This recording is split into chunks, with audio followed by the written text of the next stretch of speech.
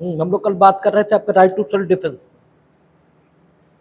और पिछली बात से सिर्फ कनेक्ट करने के लिए दो चार बातें पीछे की अगर हम लोग याद करें तो ये कहा गया था कि ये प्रतिरक्षा का अधिकार है, और प्रतिरक्षा का अधिकार है मीनिंग देयर बाय आप पर किसी ने आक्रमण किया है, उसके अगेंस्ट आप अपना डिफेंस कर रहे हैं। ये आक्रमण का अधिकार नहीं हो सकता, और आप डिफेंस कर रहे थे या आक्रमण कर रहे थे, ये तथ्य का विषय है। ये ऐसी चीज है जिसे साक्ष्य के आधार पर निर्धारित किया जाएगा गिवन सिचुएशन में कि सिचुएशन क्या है, किस स्तर का आक्रमण हुआ है, क्या जो आक्रमण हुआ वो इस स्तर का है कि उसके अगेंस्ट कोई डिफेंस हो भी सकता है। बच्चे ने आक्रमण किया है, क्या मतलब है डिफेंस का? अब आप डिफेंस का बहाना कर रहे हैं। तो कुल मिलाकर पीछे से कनेक्ट करने के लिए एक बात खूब ध्यान में ले लेनी है ठीक से, कि ये कहा है कि वे बातें अपराध नहीं है जो प्राइवेट प्रतिरक्षा के अधिकार के उपयोग में की जाती है। इसलिए जो सबसे महत्वपूर्ण बात है वो ये ध्यान में रखनी है कि प्राइवेट प्रतिरक्षा इसके प्रयोग में अगर कोई बात की गई है वो अपराध नहीं है। whatever you are whatever you are doing at the time of occurrence, वो प्रतिरक्षा थी या आक्रमण था या बदला था, रिवेंज था, इसी को निर्धारित करने का काम न्यायालय का है। क्योंकि आप कहेंगे वो प्रतिरक्षा थी, और जो अभियोजन है वो ये कहेगा कि वो प्रतिरक्षा थी नहीं, वो तो रिवेंज था, बदला था या आक्रमण था। और योजनाबद्ध ढंग से झगड़ा करने के उद्देश्य से अगर आप घर से निकलेंगे तो फिर कोई प्रतिरक्षा नहीं है। आप अपने घर से निकले कि हमें मारेंगे, और हम अपने घर से निकले कि आज आपको देख लेंगे। ये ओपन फाइट है, ये खुली लड़ाई है, इसमें किसी पक्ष को प्रतिरक्षा का अधिकार नहीं।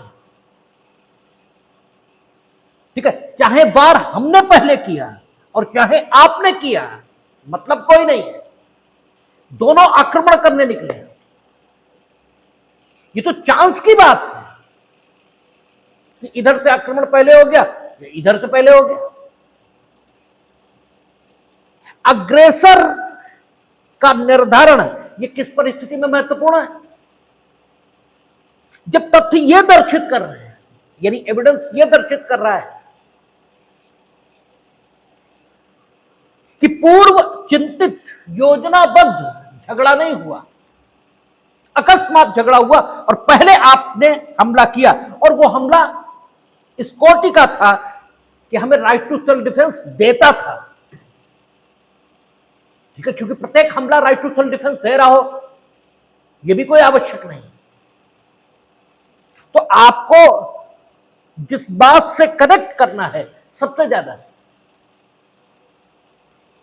वो यही कि प्राइवेट प्रतिरक्षा के अधिकार का उपयोग करते हुए जो किया जाता है दैट इज नो ऑफेंस। ये आक्रमण का अधिकार नहीं, ये बदले का अधिकार नहीं, ये आपको खुली लड़ाई करने का लाइसेंस नहीं देता। और प्राइवेट प्रतिरक्षा का अधिकार आपको कब मिलेगा, किस सीमा तक मिलेगा, किन परिस्थितियों में मिलेगा, किन सीमाओं के अधीन होकर मिलेगा, किन अपराधों में मिलेगा, यही सारी बातें आगे के सेक्शंस में चर्चा होंगी। कानून पढ़ते समय इस बात का बड़ा ध्यान रखना चाहिए कि what ever legal right,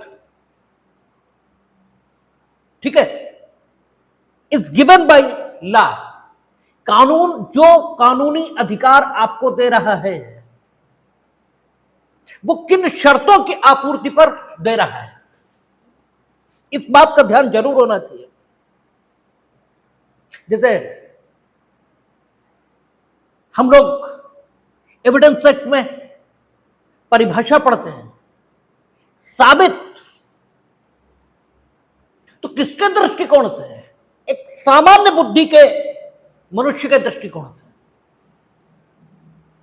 super technical view नहीं लिया जाएगा, ठीक है। किसी बहुत बुद्धिमान व्यक्ति के दृष्टिकोण से चीजें साबित होनी चाहिए, ये लिखा ही नहीं है। जो कुछ लिखा है वो लिखा है सामान्य प्रज्ञा का मनुष्य, सामान्य बुद्धि का मनुष्य, सिर्फ उसका दृष्टिकोण से चीजें साबित हो गई, चीजें साबित हो गई। तो हमें हमेशा कानून में इस बात का ध्यान जरूर रखना चाहिए कि कौन सी शर्तें हैं, कौन सी बातें हैं जिनकी आपूर्ति पर कानून आपको कोई हक दे रहा है। तो कल हम लोगों ने इस बात पर विस्तार से बात की थी कि प्रतिरक्षा क्या होती है, डिफेंस ये क्या है और आक्रमण ये क्या है। हम लोगों ने कहा था कि डिफेंस रिएक्शन है और ऑफेंस या आक्रमण, ठीक है, ये एक्शन है। तो एक्शन करने का हक इस सेक्शन से नहीं मिलता, इस सेक्शन से जो कुछ करने का हक मिल रहा है वो डिफेंस करने का हक ये मिल रहा है। तो इस चीज को, इस पृष्ठभूमि को हम लोग ध्यान में जरूर रखें, ठीक है। बस एक बार और दोहरा दें, क्योंकि नहीं तो कनेक्ट ही नहीं करेंगे विषय से, ये लेट है। कि ये अधिकार क्या है? प्रतिरक्षा का, ये प्रतिरक्षा का अधिकार है। और कानून में लिखे शब्द बिल्कुल उसी ढंग से पढ़े जाएंगे, उनमें कुछ भी जोड़ने या घटाने की अनुमति किसी को नहीं है, किसी को नहीं है। तो जब प्रतिरक्षा का अधिकार है तो ये प्रतिरक्षा का अधिकार है। और प्रतिरक्षा का मतलब आक्रमण नहीं होता, प्रतिरक्षा का मतलब बदला नहीं होता, प्रतिरक्षा का मतलब खुली लड़ाई करने का आशय निर्मित करके खुली लड़ाई करना, ये नहीं होता। योजनाबद्ध ढंग से झगड़ा करने का हक नहीं है। ये कचहरी आप जाएंगे, वहां बड़ा अग्रेसर के निर्धारण पर चर्चा चलती है। तो वो इसलिए चलती है क्योंकि वहां दोनों पक्ष ये कह रहे होते हैं कि हम खुली लड़ाई करने के लिए नहीं निकले, हम तो अपने घर पर बैठे थे, ये आए और इन्होंने पहले आक्रमण किया, उसका जवाब हमने दिया, तब इनको चोट लगी। वहां ये तर्क होते हैं। और जो अभियोजक होता है वो कहता ना, दोनों दोषी, ठीक है, दोनों ने खुली लड़ाई की है, ये दोनों जानबूझकर घर से लड़ने के लिए निकले थे और खुली ओपन फाइट हुई है और उसमें चोट लगी, इसलिए दोनों दोषी, दोनों को दंड मिलना चाहिए। कोई किसी को प्राइवेट प्रतिरक्षा का अधिकार नहीं है, क्योंकि प्राइवेट प्रतिरक्षा एक्शन के अगेंस्ट होती है, डिफेंस रिएक्शन है, एक्शन नहीं है। ये सारी बात हम लोगों ने कल की थी। अब जो पूर्व की आईपीसी है उसमें जो सेक्शन 97 था और जो अब 35 है, ये सेक्शन ये बताएगा कि आपको किन अपराधों के बारे में राइट टू सेल्फ डिफेंस है, ठीक है। हर अपराध के अगेंस्ट आपको राइट टू सेल्फ डिफेंस नहीं है। हम लोग क्या बोलते हैं? भारतीय न्याय संहिता, भारतीय दंड संहिता। और इसे संहिता क्यों बोला जाता है? क्योंकि इसमें विभिन्न विषयों से संबंधित प्रावधान दिए गए। अगर आपकी किताब आईपीसी है तो उसमें सेक्शन 35 है, और अगर आपकी किताब बीएनएस है तो सेक्शन 35, और ये यू आर पोजेसिंग, ठीक है, आईपीसी तो 97, उसको देखने की जरूरत नहीं है। जब तक हमने कहा कि हम बैठे तब तक देखने की कोई आवश्यकता किताब नहीं है। जब तक हम न कहें कि किताब देखिए तब तक मत देखिए, तब तक हमें ही देखिए। हम बहुत सुंदर हैं इसलिए नहीं, ठीक है, कन्वर्जेशन ये जो विधा है, ठीक है, इसके अंतर्गत जब हम लोग बात करेंगे तो जब आंखों में आंखें पड़ती हैं तब चीजें ज्यादा क्लियर होती हैं, इसलिए हमें ही देखिए, ठीक है। तो सेक्शन 97 या 35 हमें उन अपराधों की जानकारी दे रहा है जिनके किए जाने की दशा में आपको राइट टू सेल्फ डिफेंस मिलेगा, क्योंकि हमेशा यह सवाल महत्वपूर्ण होगा कि क्या गिवन सिचुएशन में आपको राइट टू सेल्फ डिफेंस था। इसके बाद आगे की बात होगी कि राइट टू सेल्फ डिफेंस सब, first of all it should be decided कि आपको कोई राइट टू सेल्फ डिफेंस था भी, और यदि था तो अगला सवाल आएगा कि वो राइट टू सेल्फ डिफेंस किस विस्तार का था, मृत्यु कारित करने तक का था या मृत्यु से भिन्न कोई अन्य अपहानि इसे कारित करने तक का था। और फिर उससे अगला सवाल आएगा कि क्या आपने राइट टू सेल्फ डिफेंस का जो उपयोग किया है उसमें उन मर्यादाओं और सीमाओं का ध्यान रखा है जिनके अधीन होकर आपको इस अधिकार का उपयोग करना था। और फिर उससे अगला आएगा कि क्या आपने राइट टू सेल्फ डिफेंस का उपयोग उसी समय सीमा में किया है जब तक आपको राइट टू सेल्फ डिफेंस उत्पन्न होकर बना हुआ था, क्योंकि कब उत्पन्न होगा और कब तक बना रहेगा ये भी। और फिर उससे अगला सवाल उठेगा कि राइट टू सेल्फ डिफेंस जो आपने उपयोग किया गिवन सिचुएशन में, जो आक्रमण आपके ऊपर हुआ था उसका प्रतिकार करने के लिए क्या उस स्तर का डिफेंस जरूरी था। जब इतनी चीजें आप साबित कर दोगे या जब इतनी चीजें आपके पक्ष में अभियोजन साक्ष्य से स्वयं साबित हो जाए तभी आपको राइट टू सेल्फ डिफेंस का फायदा मिलेगा, अन्यथा नहीं। हालांकि साबित करने का जो स्तर होगा वो थोड़ा लीनियंट होगा, अभियोजन जैसा कठोर नहीं होगा। अभियोजन को अपनी बात युक्त संदेहों के परे साबित करनी है, जबकि आप अगर डिफेंस कर रहे हो तो आपको अपनी बात उस स्तर तक साबित करनी है जिस स्तर तक मामले नहीं, यानी जिस स्तर तक सिविल मामलों में बात को साबित करना होता है। यानी अगर आपके द्वारा प्रस्तुत साक्ष्य इसके आधार पर ऐसा लगने भी लगा कि आपकी बात ठीक है तो आपको जो जनरल एक्सेप्शन है वो चाहे सेल्फ डिफेंस के रूप में हो या किसी अन्य रूप में हो उसका फायदा मिल जाएगा। तो जो नेक्स्ट सेक्शन है वो बात कर रहा है किन अपराधों की दशा में। तो दो अपराध वो बता रहा है, कहता धारा 37 में अंतर्विष्ट निबंधनों के अधीन। ये प्रारूपण की बड़ी लोकप्रिय कला है, ठीक है, प्रारूपण की यानी ड्राफ्टिंग की ये बड़ी पॉपुलर टेक्निक, ठीक है, जो यहां अपनाई गई है।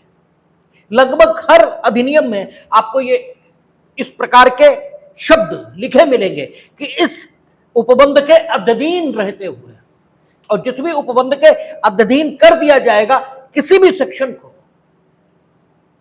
तो जिस उपबंध के अधीन किया जाएगा उस उपबंध को ऊपर रख लेंगे। यानी जिस उपबंध के अधीन होकर आपको हक मिला है उस उपबंध में कही गई बातों का ध्यान रखते हुए ही आप अपने को प्रदत्त विधिक अधिकार का उपयोग करेंगे। यह सामान्य नियम है, और नियम नहीं, इन शब्दों का अर्थ ही यह होता है। पिताजी की आज्ञा के अधीन आपको रामलीला में घूमने की अनुमति है। तो मतलब रामलीला में घूमने की अनुमति आपको है, सब जगह घूमिए। यदि पिताजी की उस संबंध में कोई आज्ञा नहीं है, और यदि पिताजी की आज्ञा है तो आपको रामलीला में घूमने की अनुमति है, किंतु पिताजी की आज्ञा के अधीन यदि उन्होंने आपके घूमने की समय सीमा पर आपके घूमने के, ठीक है, जो घूमने का समय है उस पर कोई सीमा अधिरोपित की है कि इतने बजे तक घूमेंगे, या रामलीला में लगने वाले स्टॉलों के संबंध में कोई समय सी कोई बात निर्धारित की, कोई सीमा निर्धारित की, तो उन सीमाओं के अधीन आपको इस अधिकार का एंजॉयमेंट करना होगा जो आपको मिला है। ठीक यही बात यहां आएगी। अगर आपके पास आईपीसी आप पढ़ रहे हैं तो 37 की जगह 99 कर लीजिए, ठीक है, क्योंकि आईपीसी में जो सीमाएं दी थी वो 99 में दी थी, और ये बात जो लिखी थी वो कहां लिखी थी, 97 में। अब ये बात जो लिखी 35 में और 2 का फर्क, तो 37 उसमें सीमाएं आ गई। तो कहता है धारा 37 में अंतर्विष्ट निर्बंधनों के अधीन, यानी धारा 37 में जो कुछ लिखा है उसका ध्यान आपको रखना ही होगा। उन अधिकारों का उपयोग करते समय जो अधिकार यहां दिए जा रहे हैं, या यूं कहें आपको ये अधिकार है, किंतु उन दशाओं में बिल्कुल नहीं जो दशाएं धारा 37 में वर्णित, या ऐसे कह लें कि आपको इन धाराओं में प्रदत्त अधिकार है, किंतु यदि धारा 37 आपके अधिकार पर कोई सीमा लगा रही है तो उस सीमा के अधीन रहते हुए ही आपको धारा 35 या धारा 97 आईपीसी के द्वारा प्रदत्त अधिकार प्राप्त होगा, चाहे जैसे कह लें, आपकी मर्जी। कहता है धारा 37 में अंतर्विष्ट निर्बंधनों के अधीन हर व्यक्ति को अधिकार है। हर व्यक्ति शब्द का प्रयोग कर दिया, सिटीजन ऑफ इंडिया, एलियन, बच्चा, बूढ़ा, जवान, नेता, अभिनेता, कोई कैटेगरी नहीं, जो उसने कह दिया हर व्यक्ति, मीनिंग देयर बाय हर व्यक्ति। कानून में प्रयुक्त शब्द आप अपने हिसाब से पढ़ लेते हैं, सबसे बड़ी समस्या यह होती है। आज कोई हमें बता रहा था कि ज्यूरिस्प्रूडेंशियल पॉइंट ऑफ व्यू, हमने कहा सबसे पहले तो ज्यूरिस्प्रूडेंशियल पॉइंट ऑफ व्यू की बात ही मत करो, क्योंकि जो तुम जिस संदर्भ में ज्यूरिस्प्रूडेंशियल पॉइंट ऑफ व्यू कहकर बढ़त अर्जित करना चाहते हो, क्योंकि तुम्हें ऐसा लग रहा है कि हम खाली सरकारी वकील हैं, हम बेवकूफ हैं, हमें ज्यूरिस्प्रूडेंस तो पता ही नहीं होगा, इसलिए तुम हमें अरदब में लेने के लिए ज्यूरिस्प्रूडेंस जैसे भारी शब्दों का इस्तेमाल मत करो। हमें खूब मालूम है ज्यूरिस्प्रूडेंस क्या होता है, ठीक है, और बाकी चीजें क्या होती हैं, अरदब में लेने की कोशिश मत करो, ठीक है। फिर उन्होंने रिलीवेंट फैक्ट, हमने कहा ये भी कहकर, ठीक है, हमें अरदब में लेने की कोशिश मत करो, बताओ रिलीवेंट फैक्ट कौन से होते हैं, क्या होते हैं, आप याद। तो सवाल यह है कि कानून में जो शब्द लिखे हैं उनको समझने की कोशिश करिए, उन्हें सम्मान का विषय मत बनाइए, उन्हें अपने सम्मान को बढ़ाने के लिए अपने शब्दकोश में शामिल मत करिए, कि अपने शब्दकोश में शामिल करके उन्हें ऑर्नामेंट, जैसे गहने शरीर पर आपने पहन रखे, ऐसे ही भाषाई गहने इस रूप में विधिक शब्दों का इस्तेमाल मत करिए। वो जिस विस्तार तक समझे जाने चाहिए उन्हीं विस्तारों तक उन्हें समझिए। उन्होंने कहा हर व्यक्ति, इसका मतलब हो गया हर व्यक्ति, आप अपनी ओर से इसे सीमित मत करिए कि भारत का नागरिक, कहां लिखा है भारत का नागरिक? हर व्यक्ति में तो एलियन भी शामिल है, फॉरेनर भी शामिल है, सब कोई शामिल है, इवन शत्रु देश का नागरिक शामिल है। ठीक है, हर व्यक्ति का मतलब हर व्यक्ति, उसका विस्तार को सीमित करने की कोई जरूरत नहीं। और विशेषकर जब हम दांडिक विधि पढ़ रहे हैं तो दांडिक विधि के अर्थान्वयन का तो नियम ही यही कि जो भी शब्द लिखा है उसका सामान्य और प्रचलित अर्थ ये लेंगे आप। जब तक कि विधायिका स्वयं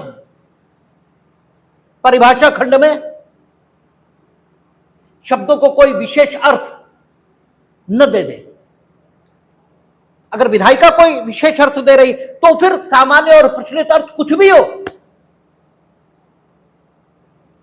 स्टैट्यूट जब हम पढ़ेंगे तो उस शब्द का वही अर्थ लेंगे जो स्टैट्यूट में दिया गया है। जो सुबह हमने कहा था ना कि तल्ला युक्त जलयान क्या होता है, तो चूंकि जलयान परिभाषित है आईपीसी में, इसलिए जलयान की वो डेफिनेशन नहीं ली जाएगी जो सामान्य तौर पर जलयान की समझी जाती है, या जलयान शब्द के उच्चारण मात्र से जो संकल्पना या जो तस्वीर आपके दिमाग में उभरती है जलयान का मतलब आईपीसी या बीएनएस में वो नहीं होगा। बीएनएस या आईपीसी वो सिर्फ इतना ही कहेगी जलयान का मतलब है ऐसी कोई भी चीज जो संपत्ति के या मानवों के प्रवाहन यानी ट्रांसपोर्टेशन के लिए यूज हो रही हो। और आजकल तो बाढ़ आई हुई है, टीवी देखिए, संपत्ति के और मानवों के ट्रांसपोर्टेशन के लिए ट्यूब, ठीक है, डलिया, ठीक है, बहुत सारी चीजें उपयोग होती हैं बचाने के लिए। उस समय वो जलयान माना जाएगा और उसके तले में अगर आप कोई दृष्टि करेंगे तो फिर यह माना जाएगा आपने तल्ला युक्त जलयान में दृष्टि की है। तो क्रिमिनल लॉ पढ़ते समय क्रिमिनल लॉ पढ़ने के नियम आपके ध्यान में होने चाहिए। कहता हर व्यक्ति को अधिकार है कि वह, अब आगे उसने डैश लगा दिया, और चूंकि डैश लगा दिया इसलिए ग्रामर के व्याकरण के नियमों के अनुसार डैश से पहले जो कुछ लिखा है और मार्जिनल नोट के बाद जो कुछ लिखा है इन सारे शब्दों को काखंड और खाखंड दोनों के साथ पढ़ा जाएगा। यानी धारा 37 में अंतर्विष्ट निबंधनों के अधीन रहते हुए हर व्यक्ति को अधिकार है कि वह, अब काखंड में जो कुछ लिखा है वो पढ़ लीजिए, कि वह मानव शरीर पर प्रभाव डालने वाले किसी अपराध के विरुद्ध अपने शरीर और किसी अन्य व्यक्ति के शरीर की प्रतिरक्षा करे। ठीक है ना, अपनी प्रतिरक्षा करे अपने शरीर की और किसी अन्य के शरीर की भी प्रतिरक्षा करे, क्योंकि दंड विधि जब इनेक्ट की जाएगी तो मानव के स्वभाव का ध्यान रखते हुए इनेक्ट की जाएगी। मानव का स्वभाव है कि वो दयावान होगा, जो दयावान नहीं है वे मानव नहीं है, ऐसे भी बोल सकते हैं। जो हमने सुबह बात की थी कि प्रत्येक शब्द का एक मिनिमम अर्थ है और प्रत्येक शब्द का एक मैक्सिमम अर्थ है। ठीक है, हमने ला के संदर्भों में, ला शब्द के संदर्भों में ये बात कही थी। तो मानव एक डॉक्टर की नजर में है और मानव एक सन्यासी की नजर में है। सन्यासी की नजर में जो मानव है वो अलग है और डॉक्टर की नजर में जो मानव है वो बिल्कुल अलग है। डॉक्टर की नजर में जो मानव है वो तो बस मानव होने के लिए जितने अंग चाहिए उतने अंग अगर किसी में हैं तो वो कह देगा मानव है। 206 हड्डियां, 5.5 लीटर खून, ठीक है, सेल तो उनसे बना हुआ शरीर, बस हो गया मानव। लेकिन एक संत से पूछेंगे तो नहीं, ये मानव नहीं है, ये तो प्रारूपिक मानव है, तो फॉर्म में मानव है, तो न्यूनतम मानव है। और हमने आप कई बार आपसे नीरज की कविता को भी कोट किया है। उन्होंने कहा है कि आदमी को आदमी बनाने के लिए, ठीक है, शाही नहीं आंखों वाला पानी चाहिए। तो आदमी को आदमी बनाने के लिए, इसका मतलब आदमी आदमी होता नहीं है जो पैदा होता है, उसे आदमी बनाया जाता है। ठीक है, तो आदमी का ये स्वभाव है, उसमें आदमियत होगी। और जब आदमियत होगी तो अगर सिचुएशन पैदा होगी तो सिर्फ अपने शरीर की प्रतिरक्षा इसे करने का भाव उसके अंदर नहीं पैदा होगा, दूसरे की शरीर की प्रतिरक्षा करने का भाव भी उसके अंदर पैदा ही होगा। लोग दूसरों का के प्राण बचाने के लिए अपने प्राण दे देते हैं। बाढ़ आती है, कोई डूब रहा है, हमें पता है हम नहीं तैरना जानते, फिर भी लोग कूद जाते हैं बचाने के लिए। और कई बार तो स्थिति यह भी आती है कि बचाने वाला डूब जाता है और डूबने वाला बच जाता है। और ऐसा हो जाने के बाद भी ये घटनाएं होना बंद नहीं होती, होती ही रहती। इसका मतलब यह हुआ कि अगर आप मानवों के लिए कानून बना रहे हैं तो डेफिनेटली आपको अपने शरीर की प्रतिरक्षा के साथ साथ अन्यों के शरीर की प्रतिरक्षा का हक भी आदमी को देना पड़ेगा।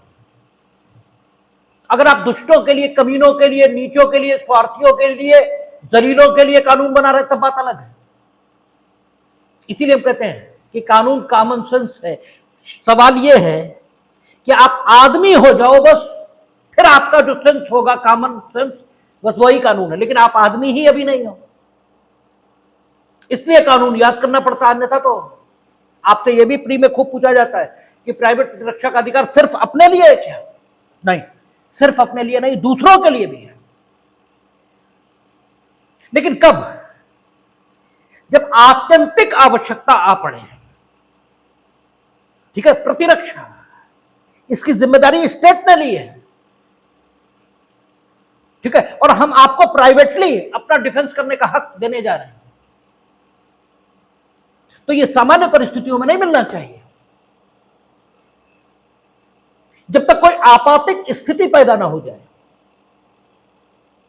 जब तक कोई एब्सोल्यूट ऐसी स्थिति न हो जिसमें जबरदस्त नुकसान हो जाने का अंदेशा हो, तब तक ये मिलना नहीं चाहिए है। इसीलिए सिर्फ दो अपराधों के संबंध में, जबकि आईपीसी संहिता कहलाती है, न्याय संहिता संहिता कहलाती है। संहिता और एक्ट में फर्क ही यह होता है कि एक्ट एक विषय पर या एक विषय के संबंध में होता है और संहिता विभिन्न विषयों के संबंध में होती है। क्योंकि आईपीसी और न्याय संहिता इसमें मानव शरीर के विरुद्ध, संपत्ति के विरुद्ध, सिक्कों के विरुद्ध, लोक शांति के विरुद्ध, विवाहों के संबंध में, ठीक है, स्त्रियों के विरुद्ध, राज्य के विरुद्ध, बहुत सारे विषयों पर अपराधों का वर्णन है, इसलिए संहिता है। और जब एक विषय से संबंधित कोई इनेक्टमेंट होता है तो उसे एक्ट बोलते हैं। ठीक है, तो बहुत सारे अपराधों के संबंध में संहिता में वर्णन है, लेकिन सबके विरुद्ध आपको प्राइवेट प्रतिरक्षा का अधिकार नहीं है, क्योंकि सबके विरुद्ध आत्यंतिक स्थिति है ही नहीं। अरे भाई छल हो गया तो क्या हो गया? ठीक है, बुला लेंगे पुलिस को, हो जाएगा। इसमें ऐसी क्या स्थिति आ गई कि तुम जिंदा ही नहीं बचोगे? ऐसी क्या स्थिति आ गई? ठीक है, इसलिए सेल्फ डिफेंस क्यों हो? सिक्कों के विरुद्ध अपराध होने दो, पकड़ लेंगे। ऐसी आपातिक स्थिति क्या है? लोक प्रशांति के विरुद्ध है, ठीक है, थोड़ा झगड़ ही तो लेंगे, लड़ने दो, पुलिस आ जाएगी थोड़ी देर में, क्या दिक्कत है? लेकिन जब मानव शरीर के विरुद्ध अपराध होने लगे, तो जब आदमी ही नहीं बचेगा तो फिर बुला के करोगे क्या? सारी चीजें बनाई तो उसी के लिए। इसलिए प्रतिरक्षा प्राइवेटली किया जाना एक महत्वपूर्ण स्थिति है। ये छोटी बात नहीं है, बड़ी बात है। इसलिए सिर्फ आत्यंतिक परिस्थितियों में, और आत्यंतिक परिस्थिति का मानव शरीर के विरुद्ध जब अपराध किया जाए तब राइट टू सेल्फ डिफेंस होगा। और अगर आदमी हो और उसकी संपत्ति न हो तो भी आदमी के होने का कोई अर्थ नहीं। इससे तो अच्छा न हो तो ज्यादा ठीक है, क्योंकि अनुच्छेद 21 में यही बात तो हम लोग डिस्कस करेंगे। वो जो बात आएगी, ठीक है, शांत स्टार बिल्डर्स, उसमें यही बात आएगी। सुप्रीम कोर्ट कहेगा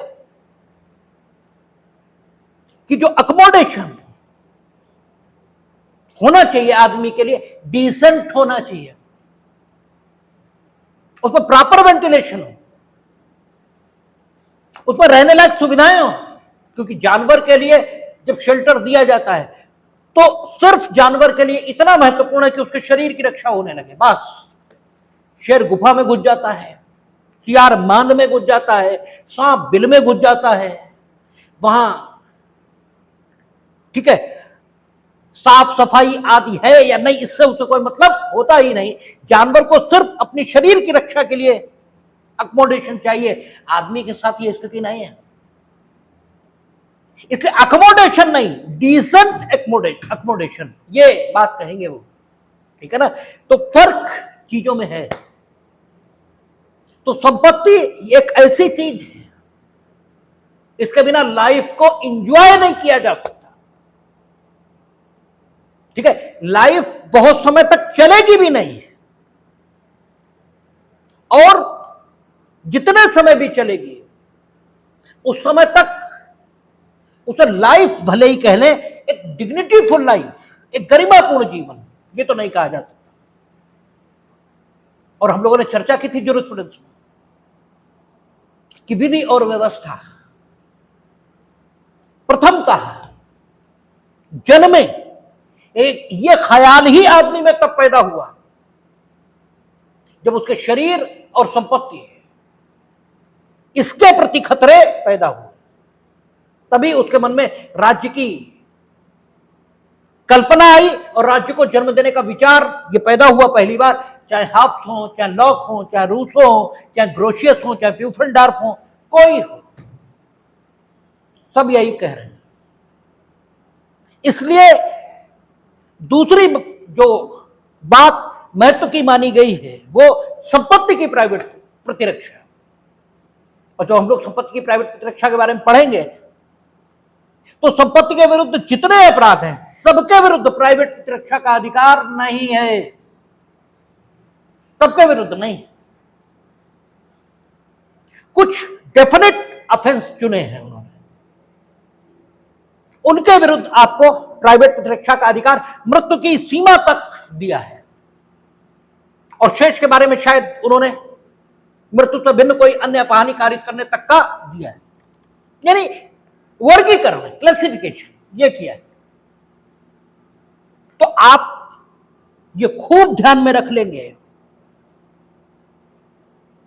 कि राइट टू सेल्फ डिफेंस ये प्रत्येक अपराध के संबंध में आपको प्राप्त हो ऐसा बिल्कुल भी नहीं है। जबकि सामान्य तौर पर जब आप बातचीत करते हैं तो चूंकि हमें आपके मन में प्रवेश करने की विधा ये तो आती नहीं, इसलिए आप भले ही, हम तो सिर्फ इतना ही कह सकते हैं कि आप भले ही अपने मन में ये जानते रहे हो कि सारे अपराधों के विरुद्ध नहीं, सिर्फ 2 श्रेणियों के अपराधों के विरुद्ध हमें राइट टू सेल्फ डिफेंस है, लेकिन आपकी बात से ये टोन आती है, आपकी बात से जो निकलता है और समझ में आता है वो ऐसे समझ में आता है कि मानो आप ऐसा कहना चाह रहे हो कि आपको सारे अपराधों के विरुद्ध राइट टू सेल्फ डिफेंस है, जबकि ऐसा बिल्कुल भी नहीं है, ठीक है। और अगर आपकी बात से ऐसी टोन आ रही है एज ए लॉ स्टूडेंट, तो आप में और एक रिक्शे वाले में कोई अंतर नहीं है, क्योंकि उससे पूछो तो वो भी यही कहेगा, ठीक है। और वही सेंटेंस और स्टेटमेंट आपका है, तो फिर आपको समझना चाहिए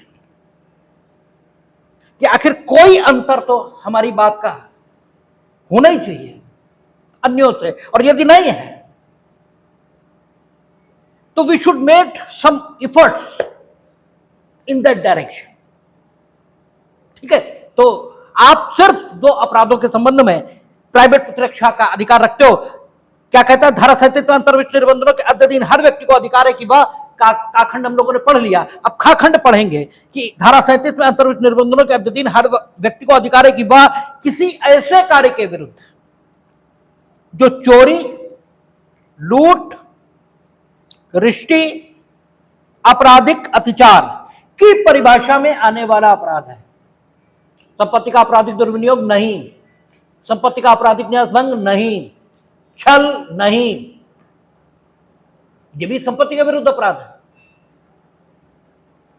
इसका मतलब ये अभी जो हमने कहा कि संपत्ति के विरुद्ध सारे अपराध, इनमें आपको राइट टू सेल्फ डिफेंस तो नहीं, ऐसा नहीं है। चोरी, लूट, रिश्ती और आपराधिक अत्याचार है। और यह भी प्रीम पूछा जाता है कि संपत्ति के विरुद्ध कितने प्रकार के अपराध हैं जिनके किए जाने की दशा में आपको राइट टू सेल्फ डिफेंस पैदा होता है, और किस सेक्शन में यह लिखा है।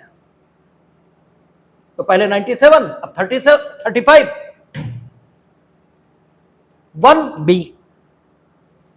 इसमें यह लिखा है 4 श्रेणियों के अपराध: चोरी, लूट, रिश्ती, आपराधिक अत्याचार।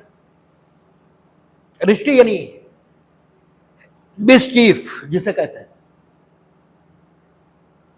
ठीक है। और मिसचीफ में मोटे तौर पर क्या होता है, आप कोई ऐसा काम करते हैं जिससे लोग को या किसी व्यक्ति को उस संपत्ति के संबंध में इस प्रकार की हानि कारित होती है कि वो चीज उसके लिए या तो अनुपयोगी हो जाती है या कम उपयोगी हो जाती है या उसके मूल्य पर क्षतिकारक प्रभाव पड़ता है। जब ऐसा कोई काम आप करते हैं तो आप रिश्ती का अपराध करते हैं, ऐसा कहा जाता है।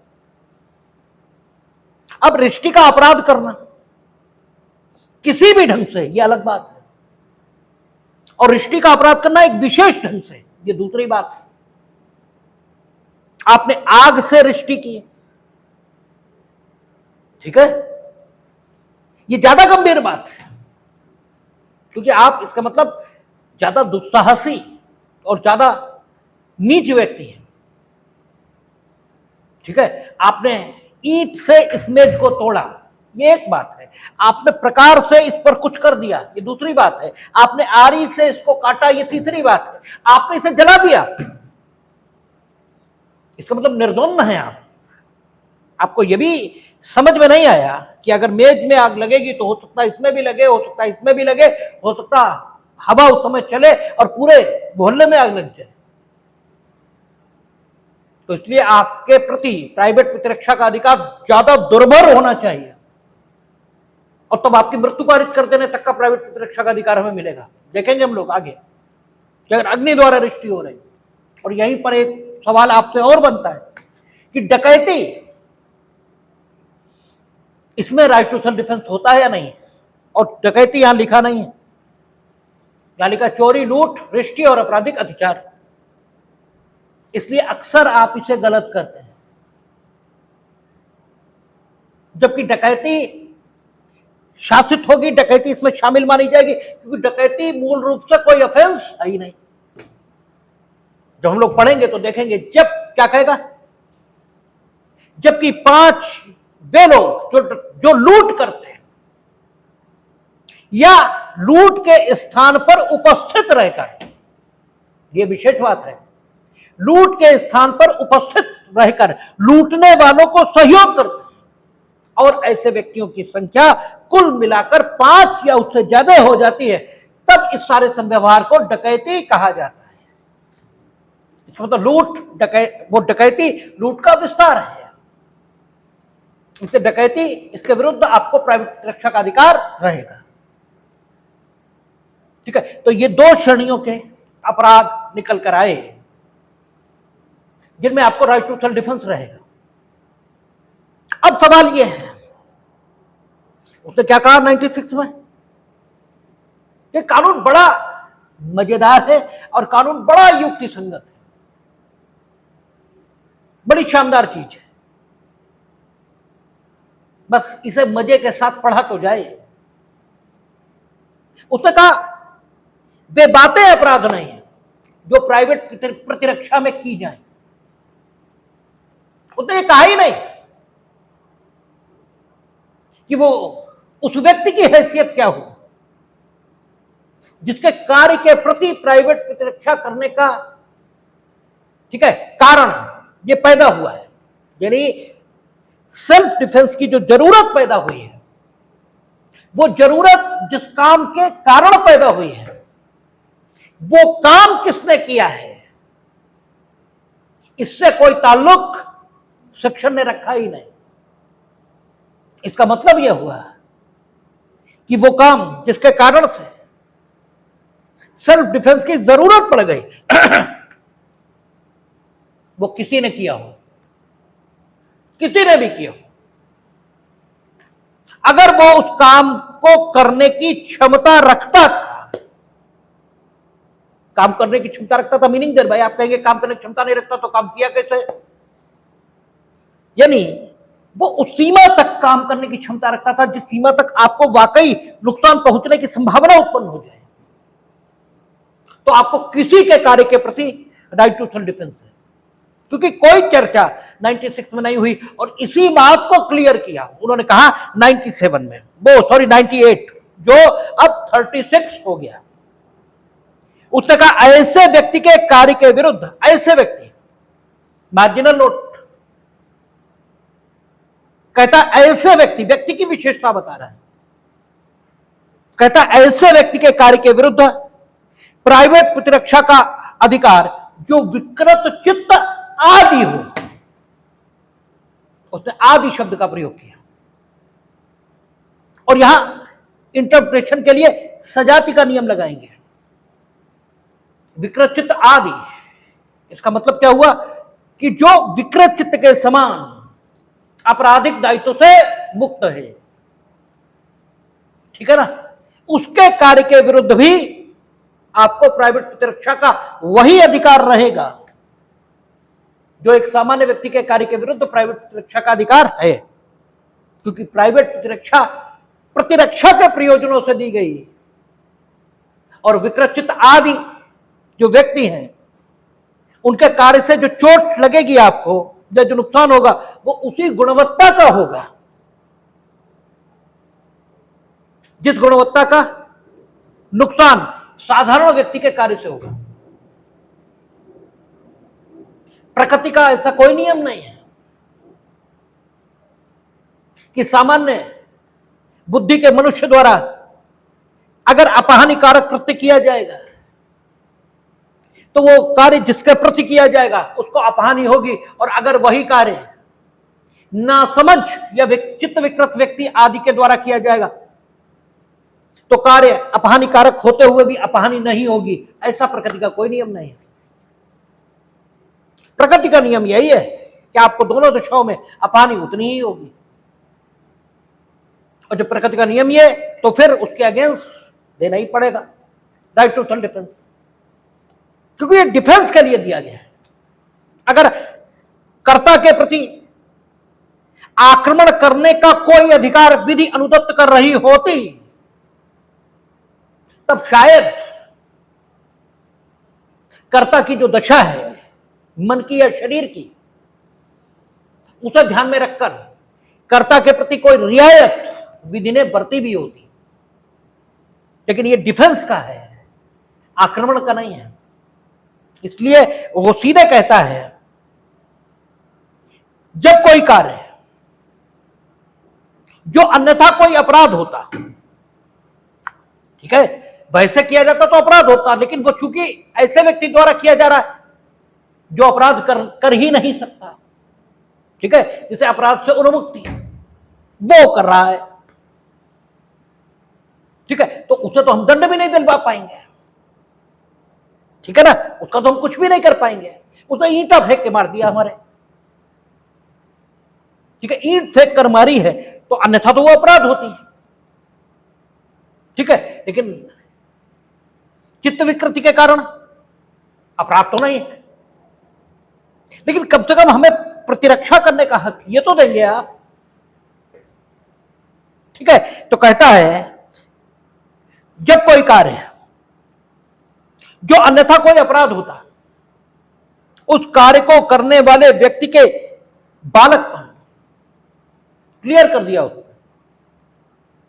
जो मार्जिनल नोट में उसने आदि शब्द का प्रयोग किया था वो आ गया, ठीक है। लेकिन बच्चा अगर इतना बड़ा है,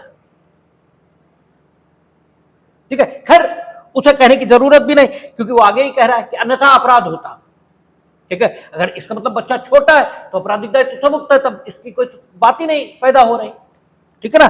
कहता है करने वाले व्यक्ति के बालकपन, समझ की परिपक्वता के अभाव, यानी 7 से 12 के बीच का बच्चा आ गया, ठीक है, अगर उसमें समझ की परिपक्वता का अभाव है, ठीक है, तो उसका कार्य अपराध नहीं माना जाएगा, लेकिन प्राइवेट डिफेंस रहेगा, ठीक है, प्राइवेट डिफेंस रहेगा। अगर परिपक्व समझ है तो अपराध भी माना जाएगा और राइट टू सेल्फ डिफेंस दोनों रहेंगे, ठीक है ना। तो ऐसा काम जो अपराध नहीं है, उसके अगेंस्ट भले ही कानून उसका कुछ भी न करे, लेकिन सुरक्षा का अधिकार उस काम से प्रभावित हो सकने वाले लोगों को कानून दे रहा है, सेक्शन 98 या 36 के माध्यम से। कहता है समझ की परिपक्वता के अभाव, चित्त विकृति या मतता के कारण, उस व्यक्ति के किसी भ्रम के कारण, ठीक है, वो आपको भूत समझ रहा है, तथ्य का भ्रम हो रहा है उसे, ठीक है। अब तथ्य के भ्रम के कारण हो सकता है उस पर कोई अपराध उसे न हो, ठीक है। कहता है विधि द्वारा आबद्ध, यह तथ्य के भ्रम के कारण स्वयं को विधि द्वारा आबद्ध मानने वाले व्यक्ति का कार्य, विधि द्वारा न्यायानुमत या तथ्य के भ्रम के कारण स्वयं को विधि द्वारा न्यायानुमत मानने वाले व्यक्ति का काम, यह अपराध नहीं है। अब वो तथ्य के भ्रम के कारण आपको नुकसान पहुंचा रहा है, ठीक है, तो कह रहा है कि तथ्य के भ्रम के कारण वह अपराध नहीं है। यानी अगर ये स्थितियां हैं और कर्ता का कृत्य अपराध नहीं है, तो भी हर व्यक्ति उस कार्य के विरुद्ध प्राइवेट प्रतिरक्षा का वही अधिकार रखता है। वो सीधे कह रहा है वही, और ये वही शब्द का मतलब हुआ उसी गुणवत्ता का अधिकार रखता है जिस गुणवत्ता का वह स्वस्थ व्यक्ति के विरुद्ध रखता है, उसी गुणवत्ता का वही अधिकार रखता है जो वह उस कार्य के वैसा अपराध होने की दशा में रखता है, ठीक है। यानी सेम गुणवत्ता का अधिकार उसके पास रहेगा सेल्फ डिफेंस का, ठीक है। उस गुणवत्ता में कोई कमी नहीं आएगी। अगर अपराध करने की क्षमता से वो युक्त होगा तो उसका कार्य अपराध भी होगा और आपको राइट टू सेल्फ डिफेंस ये भी होगा। अपराध करने की क्षमता से वो हीन है तो उसे रिलैक्सेशन कानून दे रहा है, उसका कार्य अपराध नहीं होगा, लेकिन आपका काम आपका काम हाँ राइट टू सेल्फ डिफेंस की परिभाषा में आ जाएगा। इसको मत पढ़िए, जब तक हम बैठे हैं हमारी ही सुनिए। उसे पढ़ने के लिए घर है, और अगर उसे पढ़कर आया होता तो मेरी रिलीवेंसी खत्म थी, हमारी कोई जरूरत नहीं थी। मेरी जरूरत इसीलिए है क्योंकि उसे पढ़कर नहीं आया, और इसके लिए बेर खरीदी है, ठीक है। बेर और किताब दोनों चीजें चाहिए, ठीक है। आप अगर इस समय मिस करेंगी तो फिर घर पे ये बिल्कुल नहीं आएगा, ठीक है। इसलिए हमें सुनिए, जब हम न हो तब उसे पढ़िए, ठीक है। अब आप दृष्टांत देखेंगे, ठीक है, और हमने आपसे बार बार कहा है और फिर कह रहे हैं कि दृष्टांत जरूर आप ठीक से देख लें। ये ऐसे के ऐसे ही आपको रखे हुए मिलेंगे, और ऐसे के ऐसे ही रखे होने के कारण जो हैं उन पर तो हम लोगों ने कई बार बात की है कि उसका कारण ये नहीं है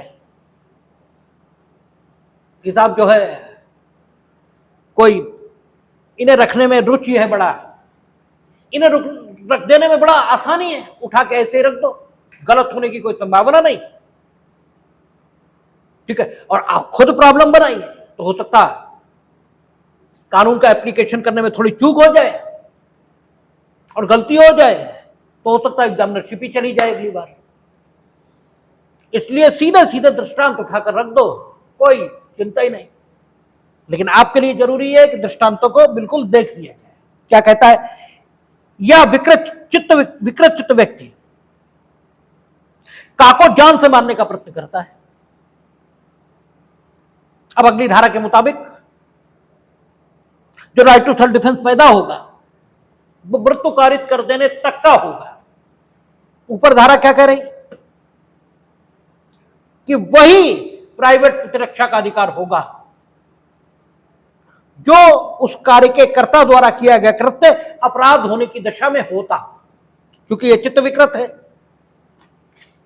इसलिए इसका किया गया कार्य अपराध नहीं माना जाएगा। लेकिन जहां तक राइट टू सेल्फ डिफेंस का सवाल है, उसकी गुणवत्ता वही है जो होती यदि इसका कार्य अपराध होता।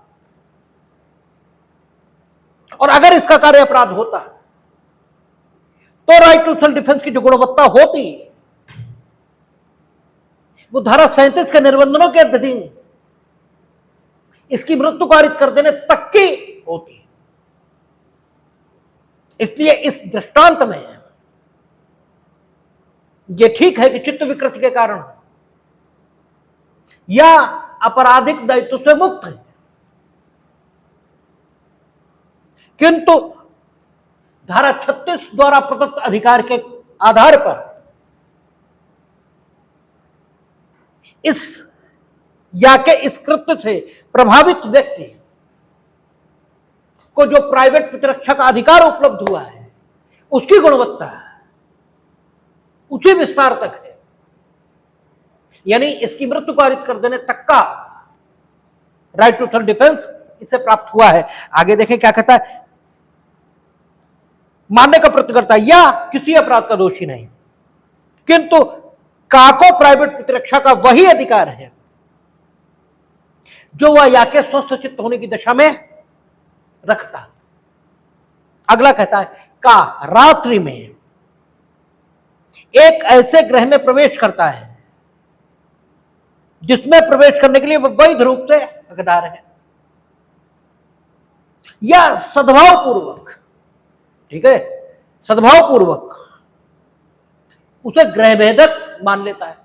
और रात्रों ग्रहभेदन के विरुद्ध हम लोग देखेंगे आगे मृत्यु कारित कर देने तक का प्राइवेट प्रतिरक्षा का अधिकार है। यह रात्रों ग्रहभेदन हो रहा है और वह सद्भाव पूर्वक ये विश्वास कर रहा है, सद्भाव पूर्वक यानी सम्यक सतर्कता और सम्यक सावधानी से वो ये विश्वास कर रहा है।